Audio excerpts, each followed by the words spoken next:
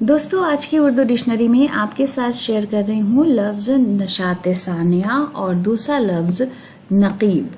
سب سے پہلے بات کریں گے لفظ نشاط ثانیہ پر، جس کا مطلب ہے دوسری حیات اور حیات نو۔ ہندی میں جسے ہم پنرجاگرن بولتے ہیں، ریوائول اور رینیسانس انگلش میں اس کے لیے لفظ استعمال ہوتے ہیں۔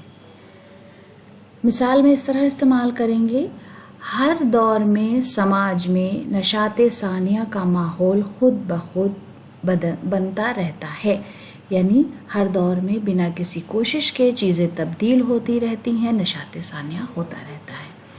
اس کے بعد لفظ نقیب، جس کا مطلب ہے کسی قوم یا گروہ کا بڑا آدمی، قبیلے کا ذمہ دار فرد جو اس کی نمائندگی کرے، سردار اور سربراہ، ڈگی پیٹنے والا، آواز دینے والا جو ونش کا جانکار ہو، اور نیتا۔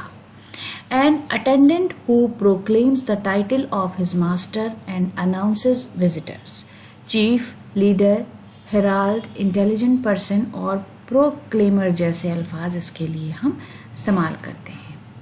جملے میں استعمال دیکھ لیجئے۔ پرانے زمانے میں نقیبوں کے بڑے اہم کردار ہوا کرتے تھے۔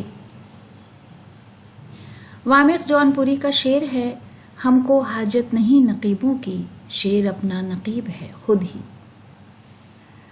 تو دوستو اسی شعر کے ساتھ آج کا ویڈیو ختم کرتے ہیں۔ اگلے ویڈیو میں آپ سے پھر ملاقات ہوگی۔ ویڈیو دیکھنے کے لیے بہت بہت